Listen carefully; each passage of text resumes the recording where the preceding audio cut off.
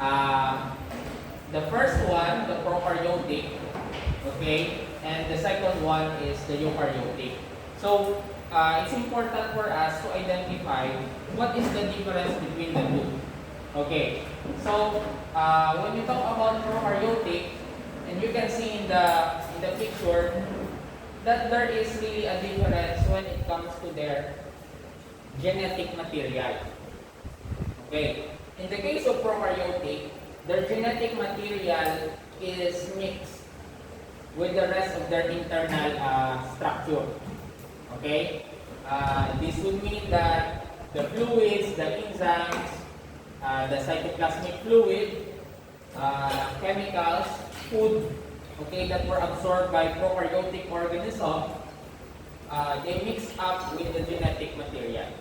So that's why they are called as prokaryotic, for the reason that they don't have a true nucleus.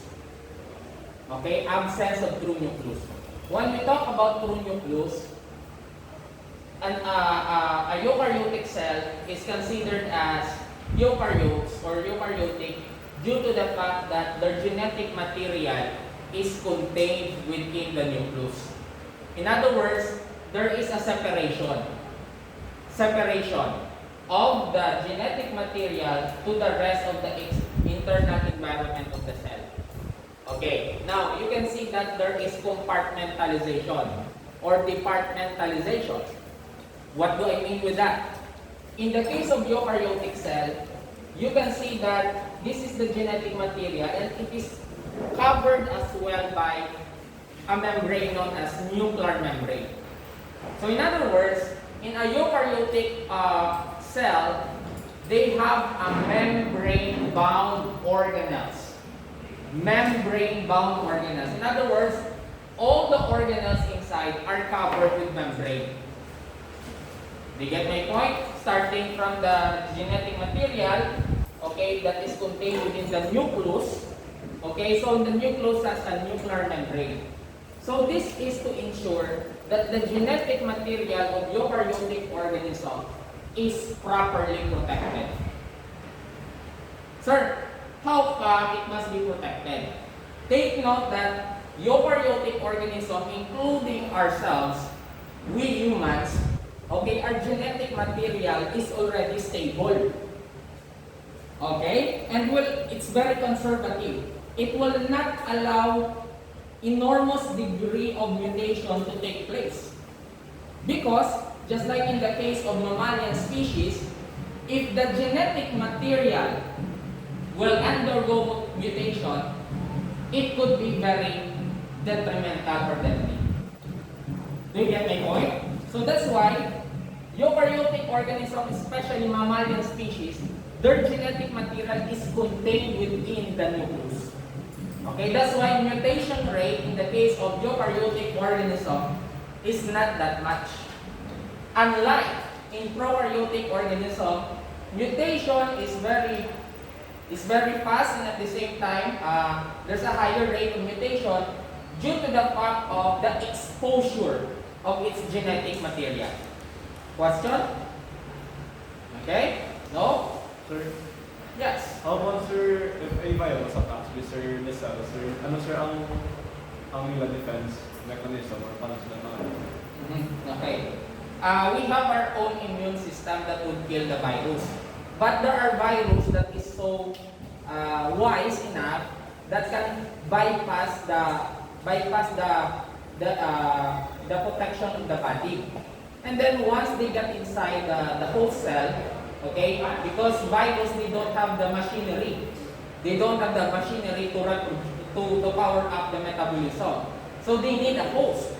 So they're going to hijack the genetic material of the host, specifically the DNA. Sir, there was one thereafter, sir, the DNA, sir. They are after for the machinery of the cell itself because they need energy, okay, and they need the mechanism to perform the metabolism. And they can only do that once they ride on the cellular activity of the cell.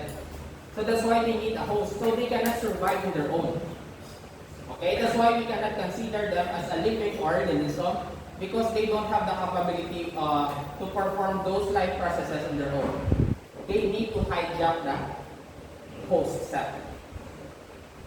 Yes, Enzo? What difference? Like, how come we can't call them a living organism? You can't call them a living organism because they need to hijack the host cell. So what makes them different from, say, a parasite? Okay, a parasite has their own, they can perform cellular respiration, they can perform different metabolic activity. Okay, the only difference between a parasite is that it's their mode of nutrition. But once they acquire the food, they themselves is capable of performing growth, repair, etc. But in the case of virus, if you allow them just to be outside of the host body, they're just a crystal form. Okay, a form of genetic material, could be RNA or DNA. Okay? Sige. So, when we talk about prokaryotic cell, it's a Greek for the pro before, and then karyotic means nucleus. So, before nucleus. In other words, this kind of living organism in the early life stage of the earth, okay, they don't have the nucleus. They're very simple.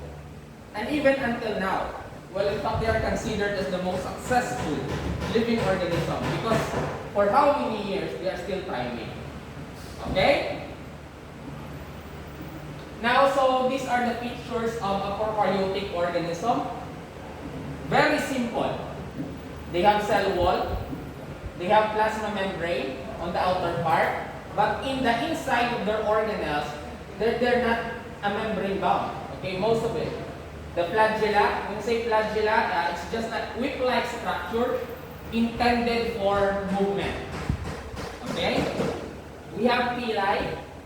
This is also for point of attachment and at the same time for genetic recombination. So they are also performing sometimes sexual activity using sex pili. Ribosomes, which is for protein synthesis. And then instead of nucleus, because they don't have, okay, the term there is nucleoid. A nucleoid is a genetic material that doesn't have a membrane or outer covering. Okay? Ready? Okay, so this is the most important feature that you need to remember.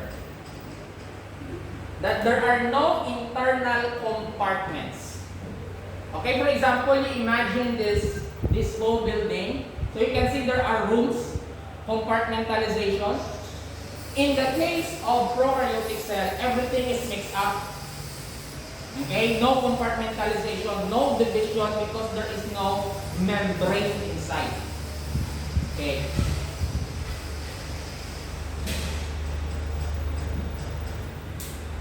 Okay, so this is the basic feature of a prokaryotic cell. So you can see that there is a prokaryotic flagellum for movement. It used to power up or to propel in the movement of prokaryotic organism.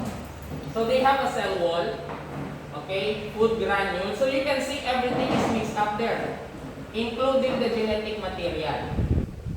Okay, now this one is what you call a circular DNA known as plasmid. This is the one that provides hybridization for bacteria or for prokaryotic cell. Usually, kung may antibiotic, okay, and then it will not be killed. So there will be a strain of new bacteria that will be formed because it made contact with the plasmid. Okay, which would allow the bacteria to gain a particular trait, just like for example an anti-resistant strain bacteria. Okay, this is a plasmid. Usually bacteria would exchange plasmid, exchange segments of the plasmid just to create a particular strain. Okay, so this is a circular DNA. So dual genetic material, the nucleoid and the plasmid. Copy? And you can see that there are some bacteria that has a capsule or slime layer, And then inside of it, cell wall to preserve the rigidity of its form. And then plasma membrane. Sir, what is that